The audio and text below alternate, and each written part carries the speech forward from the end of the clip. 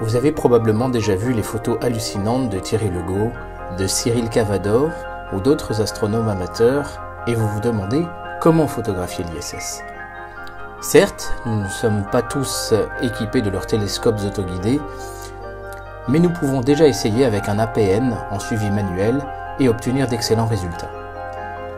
Suite au premier épisode, vous avez identifié un passage intéressant et vous avez vérifié et optimisé au maximum la liberté de mouvement de votre télescope. Aujourd'hui, nous partons du principe que vous savez installer un appareil photo sur votre instrument au moyen de bagues d'adaptation requises et faire au moins la mise au point sur la Lune.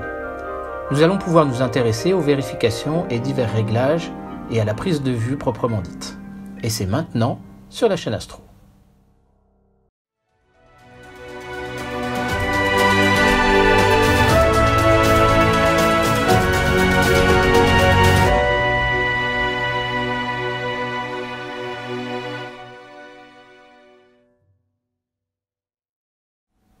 Choisir un site approprié.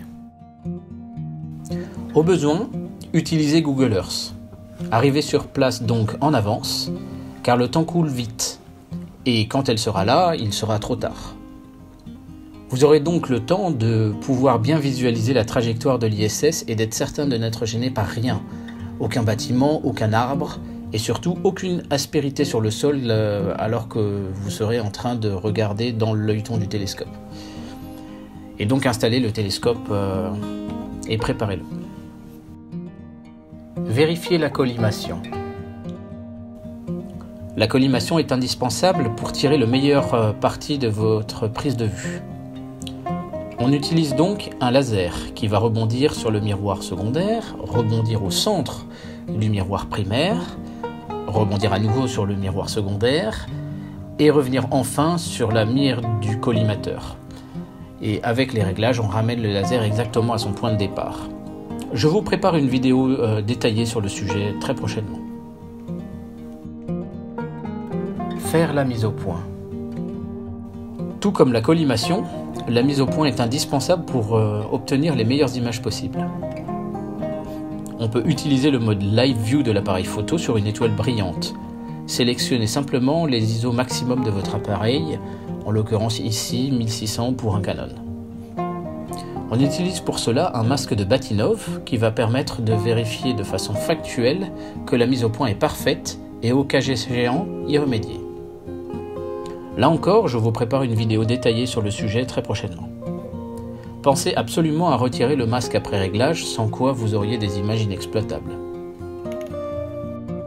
Comment faire s'il fait encore jour ?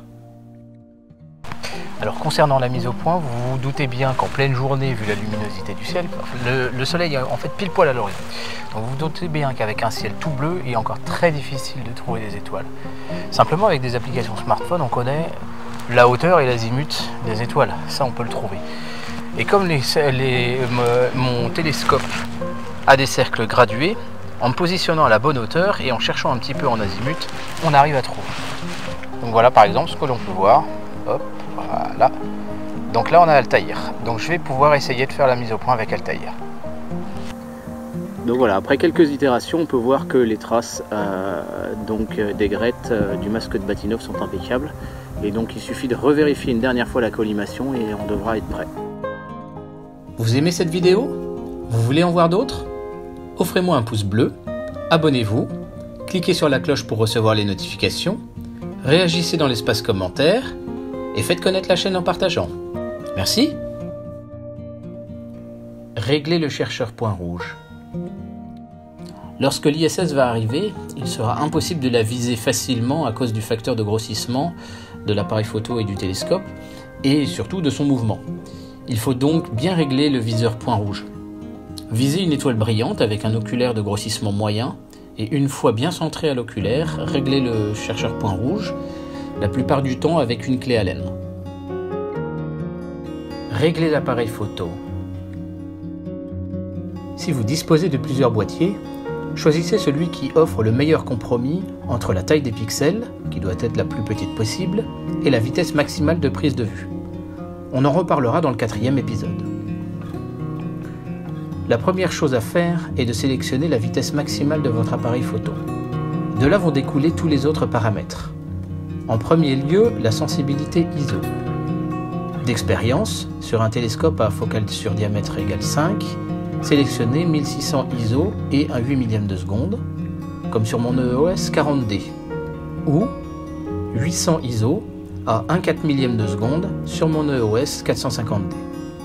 Abaissez la sensibilité ISO si le rapport focal sur diamètre est plus bas que 5, et augmentez-les si le rapport focal sur diamètre est plus élevé. Sélectionnez ensuite le mode rafale de votre appareil photo à la vitesse maximale. Si votre appareil photo dispose de traitements sur les images, comme la réduction de bruit longue exposition, assurez-vous qu'ils soient tous désactivés, car cela impacte le nombre d'éclairs maximum de la rafale avant saturation du buffer. Sélectionnez le format JPEG et prenez la qualité qui vous permettra d'avoir le nombre d'éclairs le plus élevé possible permis par l'appareil. Sur mon 40D, c'est 57 images en haute qualité ou 99 images en mode basse qualité, mais toujours full résolution. Ne choisissez pas une résolution inférieure, vous perdriez en qualité ou vous auriez un effet de crop. Assurez-vous d'avoir assez de place pour au moins 400 photos, l'appareil vous indiquant un nombre estimatif en fonction des paramètres que nous venons de régler. Enfin, si la prise en main l'exige, prenez un déclencheur souple. Ultime répétition. Repérez une dernière fois la trajectoire du vol et répétez les mouvements comme ce que l'on aura à faire avec le télescope, donc l'œil directement sur le viseur de l'appareil photo. La prise de vue. La voilà, elle arrive. Donc, on prend le point rouge, on fait une première visée juste au-dessus de la station, on passe à l'œilleton, et dès qu'on l'a repéré, on peut attaquer les photos. Et encore loin.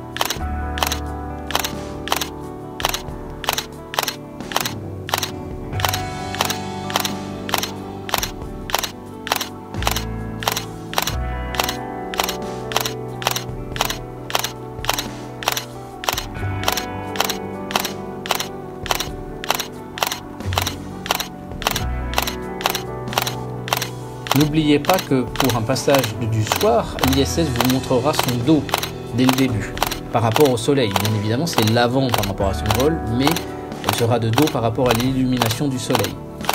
Mais après nous avoir passé au-dessus de la tête, elle nous montrera vraiment sa face illuminée. Donc réservez la cadence maximale de l'appareil photo à partir de ce moment-là. A l'inverse, le matin, c'est bien dès le début du passage, avant qu'elle ne passe au-dessus de nous, qu'il faut mettre la sauce au niveau des rafales.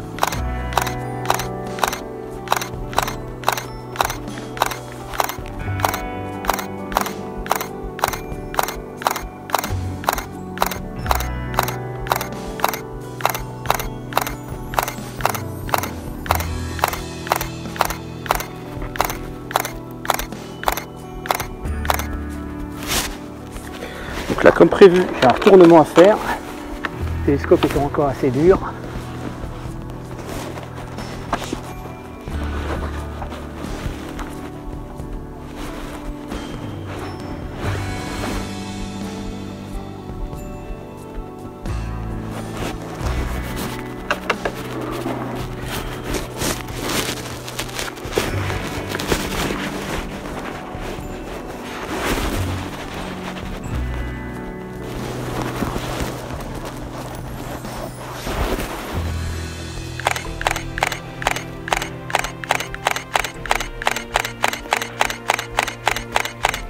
Et donc une fois qu'elle est passée juste au-dessus de nous, on peut déclencher vraiment les rafales maximales parce que c'est vraiment là qu'on aura les meilleurs détails.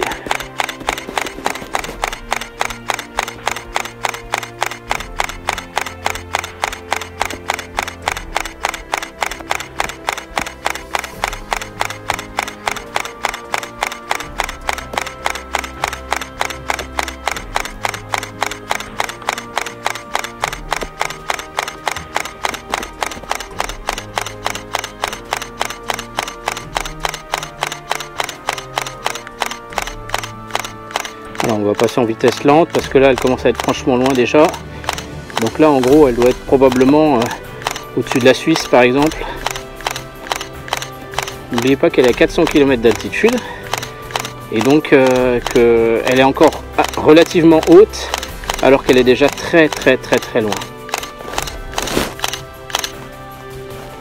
Voilà, je l'ai perdu.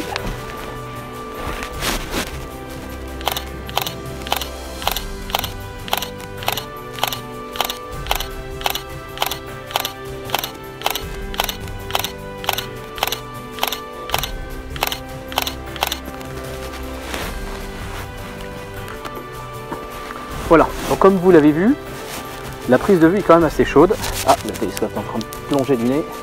J'avais volontairement déséquilibré de façon à rendre les mouvements un peu plus fluides. Donc comme vous l'avez vu, la prise de vue est assez difficile, assez sportive, et là j'ai eu quand même une bonne coupure alors qu'elle était au zénith. C'est pas grave, notre objectif c'est d'avoir un certain nombre de photos vraiment avec la meilleure résolution possible. Donc maintenant on va rentrer à l'intérieur et on va traiter ces photos avec le logiciel PIPP.